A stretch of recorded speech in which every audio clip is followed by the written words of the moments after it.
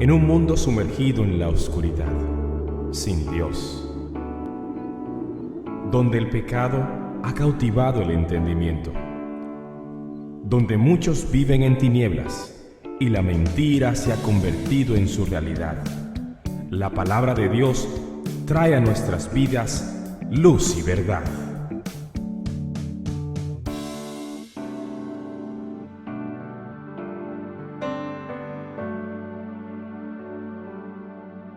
Marcos al capítulo 6, al versículo número 20. Y leo la palabra del Señor donde dice lo siguiente: porque Herodes temía a Juan, sabiendo que era varón justo y santo, y le tenía respeto. Y oyéndole, se quedaba muy perplejo, pero le escuchaba de buena gana. Este probablemente es uno de los pasajes más tristes y a la vez terribles de todo el Nuevo Testamento, porque presenta una doble faceta. Si nosotros nos ponemos del lado del rey Herodes, hasta cierto punto llegamos a sentir tristeza por todas las dificultades que como gobernante debía de pasar. Pero en segundo lugar, parece ser la persona más necia y sin remedio que aparece en toda la Escritura. Pero sobre todas las cosas, no deja de llenarme de un sentimiento dominante que nos presenta asombro y admiración. Y uno dice, este hombre estando tan cerca de lo correcto, tan cerca de la verdad, y al final de cuentas cometa una equivocación eterna que le pesa y le pesará para toda la vida. La principal lección de este famoso incidente, lleno de tanta intensidad y fuerza dramática, se nos describe en este pasaje. En primer lugar, yo quiero ver algunas verdades con respecto a lo que es el Evangelio de nuestro Señor Jesucristo. Número uno, el Evangelio siempre demanda una resolución. Nos pide siempre que nos decidamos, nos pide que adoptemos una postura con respecto a ciertos asuntos. Cuando tú ves la vida de Herodes, Herodes vaciló, él dudó, pero nunca llegó a tomar una resolución. Tú ves a Juan el Bautista, que desafiaba a su audiencia predicando el Evangelio del Señor Jesucristo, e intentaba siempre llevarlos a una resolución. Siempre intentaba llevarlos. No andaba él con trivialidades, no andaba por las ramas. Tenía un mensaje claro y pedía una respuesta clara. Dice la Biblia en el capítulo 3 de Lucas 10, y la gente le preguntaba diciendo, entonces, ¿qué haremos? Si tú ves el mensaje de nuestro Señor Jesucristo, es el mismo mensaje. Siempre el mensaje de Cristo puso a las personas entre dos únicas alternativas. Les presentaba por un lado el camino ancho y por otro lado el camino estrecho. La puerta ancha y la puerta estrecha. Presentaba la casa que estaba sobre la arena y la casa que estaba sobre la roca. Hablaba de las riquezas y hablaba también de Dios. O de Mamón y las riquezas y hablaba de Dios. Y apremiaba a las personas para que adoptaran un bando u otro bando. Tú ves más adelante cuando en el tiempo de Pentecostés los apóstoles empiezan a predicar, y antes de que venga Pentecostés dice la Biblia que los veían, que hablaban en otras lenguas, que se movían, que estaban llenos de algarabía, y la gente decía de ellos, están borrachos, están ebrios. Otros decían, por otro lado, varones hermanos, ¿qué es lo que quiere decir esto? Pero dice la Biblia que al final, cuando oyen el poder de la palabra de Dios, dicen, varones, ¿qué haremos? Y dice la Escritura que luego que se les dijo lo que tenían que hacer, como 3,000 personas fueron añadidas a la iglesia en ese tiempo. El apóstol Pablo, en su predicación, el efecto que él tuvo era que fue dividir a las personas en dos grupos, en los que creían y en los que no creían. Y él siempre hacía esa distinción clara entre dos grupos de personas, los que creían y los que no creían. En la historia de la iglesia es igual. Vemos nosotros que la predicación ha llevado a las personas a una resolución, y este es un aspecto claro en las Escrituras.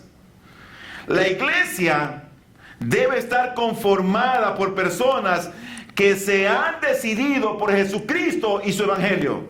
Y el gran engaño es que muchos creen que el evangelio es algo puramente general, que podemos sentarnos a escuchar y disfrutar, algo que nos consuela, que nos reconforta cuando tenemos problemas. En una palabra, algo que hace cosas por nosotros sin que nosotros hagamos nada en absoluto. Algo que lo da todo y que no exige nada a cambio. El evangelio de nuestro Señor Jesucristo pide una resolución, una decisión. Yo me pregunto si tú has tomado una resolución, porque si tú has tomado una resolución, eso es visible y notorio a los ojos de la iglesia. Me pregunto si ha producido el evangelio un cambio en tu vida. Si te ha afectado y te ha llevado a una acción concreta. En segundo lugar, nada que no llegue a ser una resolución tiene valor alguno. Te voy a decir de la vida de Herodes.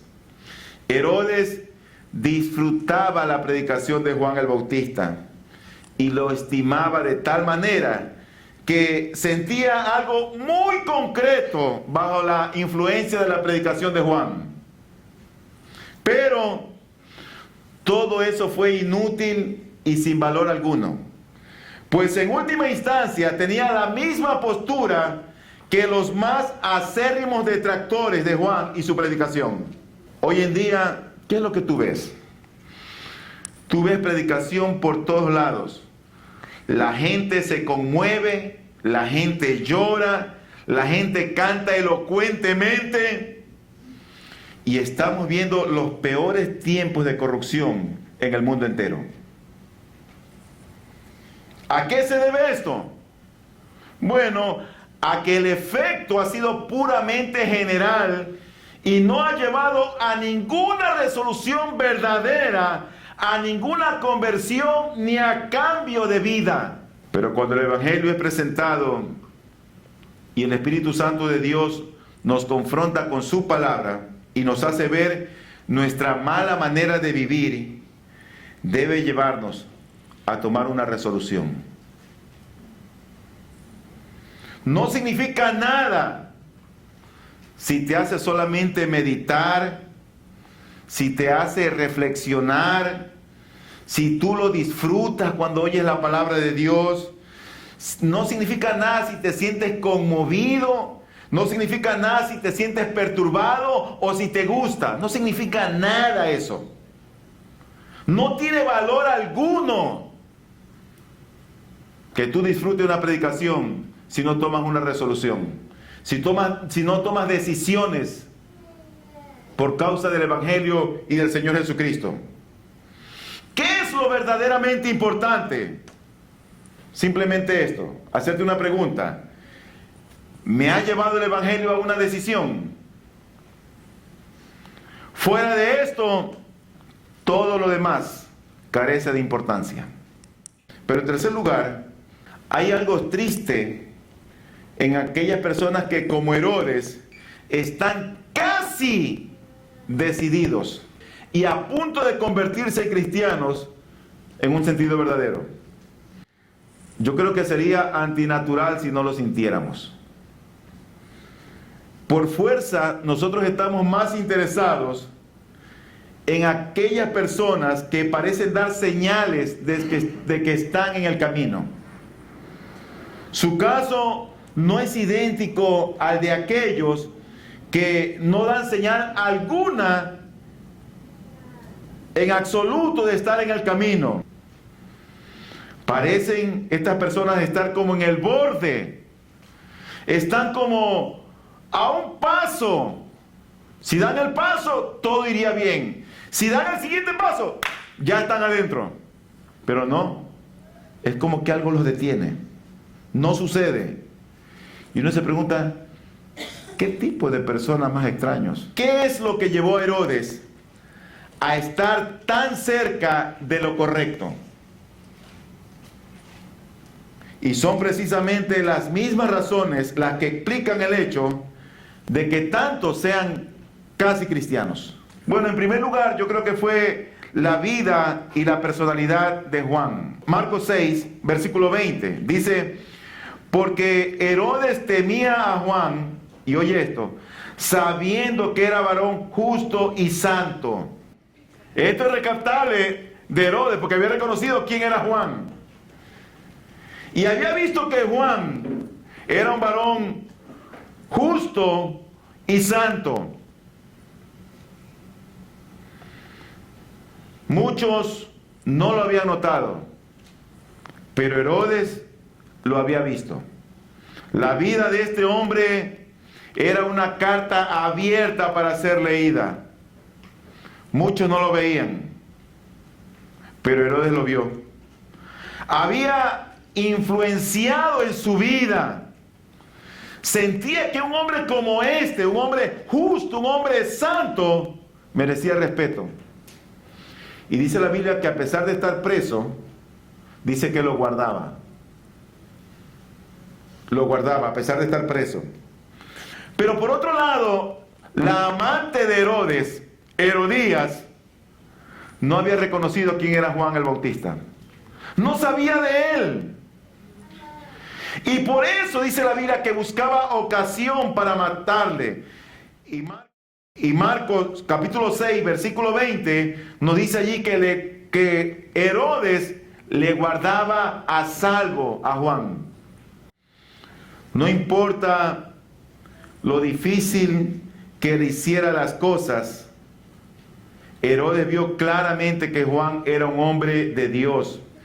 Le respetaba y periódicamente iba a visitar a este hombre singular en la prisión. El día de hoy, yo diría que pasa algo similar en las iglesias, con aquellos casi cristianos. Como que parece y tú no ves nada. Son casi cristianos. Porque a muchos les seduce el carácter cristiano, la vida cristiana y la personalidad de los creyentes. Cuando uno lee biografías como de John Knox, de Hudson Taylor, de Juan Calvino, de Martín Lutero, de Jonathan Edwards, uno se queda abrumado cuando lee las biografías de cómo eran estos hombres de Dios. Y en el Nuevo Testamento, cuando tú vas al Nuevo Testamento, tú ves ahí la vida de Pedro. Y qué hombre tan singular. Ves la vida de Pablo. Y uno lee cómo eran estos hombres y uno queda abrumado con el carácter, con la personalidad, con las determinaciones que ellos tomaban. Pero después la gente ve a Jesús. La gente oye hablar de Jesús. Y a la gente le encanta oír hablar de Jesús. ¿Tú sabes por qué?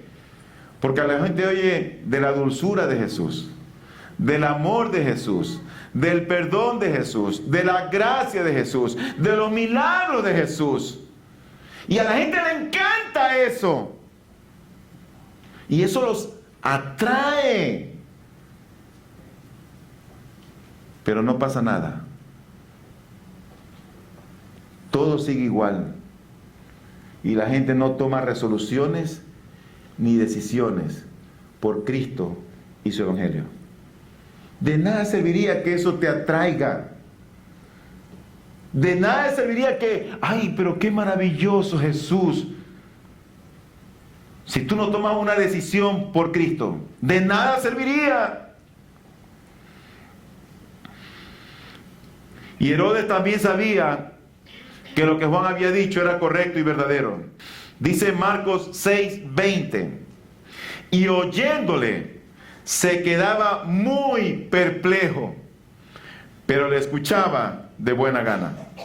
Dice que oyéndole se quedaba muy perplejo. Oye, wow, qué predicación, qué enseñanza. A pesar de que era algo que le hacía daño a su alma, a su corazón, él sabía que Juan el Bautista le hablaba la verdad. Nadie que piense un poco puede negar la verdad esencial del cristianismo. ¿Quién puede negar lo que la Biblia habla en el libro de Gálatas, en el capítulo 5, cuando habla del amor, del gozo, de la paz, de la fe, de la justicia? ¿Quién puede negar o quién se puede ir contra esos principios cristianos? La gente oye hablar del Evangelio, sabe que es la verdad, pero no toma resoluciones. Y uno llega a la conclusión de que la vida del cristiano es el tipo de vida más elevado y noble en el mundo entero. ¿Qué se puede decir en contra del Evangelio? Que te ofrece perdón, que te da una nueva naturaleza, una nueva vida, y te llama a llevar una vida digna de un hijo de Dios. Y finalmente te promete una eternidad en presencia de Dios mismo. ¿Qué se puede decir? Mientras Herodes escuchaba a Juan, sabía que estaba en lo cierto. ¿No sientes que el Evangelio es lo correcto? ¿Tú no sientes que el Evangelio es la verdad? El hombre que es incapaz de verlo está completamente ciego y muerto. Él tenía un claro espíritu de convicción, pero había algo por encima de todo esto. Mira el versículo, el 20. Dice, oyéndole. Dice, le oía de buena gana. Yo no sé si tú te das cuenta aquí de la imagen, pero lo que aquí dice es que Herodes iba una y otra vez a la cárcel para visitar a Juan. Él estaba preso. Cuando se escribe esto, Juan estaba preso. Y oyéndole, no dice y le oyó, oyéndole, es un presente continuo, oyéndole, dice que le oía de buena gana. Él iba vez tras vez a ese calabozo donde estaba Juan, a oírlo, a oírlo. Estaba fascinado con ese célebre prisionero, con su extraordinaria predicación. Se sentía como arrastrado hacia allí. Sabía lo que iba a oír antes de estar allí. Sabía que le condenaría a él y a su vida. Sin embargo, él iba. Sin embargo, él iba. Y dice la Biblia que le oía de buena gana. Me llama la atención eso, que le oía de buena gana. En otra palabra, él disfrutaba de la reunión. En cada ocasión quedan conmovidos y afectados todos aquellos que oyen una predicación cuando el Espíritu Santo de Dios obra en sus corazones. Aunque eso signifique condenación para ellos, aunque eso signifique por el momento malestar y no tengan excusa o disculpa alguna, pero como Herodes en la antigüedad se les ve escuchando el Evangelio, sintiendo sus efectos en sus almas, y sin decidirse a dejar el pecado y vivir para Cristo. Y eso explica por qué es que hoy día hay tantos casi cristianos. Casi cristianos. El testimonio cristiano, la verdad predicada y la convicción del Espíritu Santo. En tercer lugar, uno se pregunta, ¿a qué se debió todo esto? ¿A qué se debió? ¿Cómo podemos explicarlo y comprenderle a él y a todos los que se parecen a Herodes? fue un esclavo de su entorno y estuvo demasiado sujeto a las influencias del ambiente y de las circunstancias.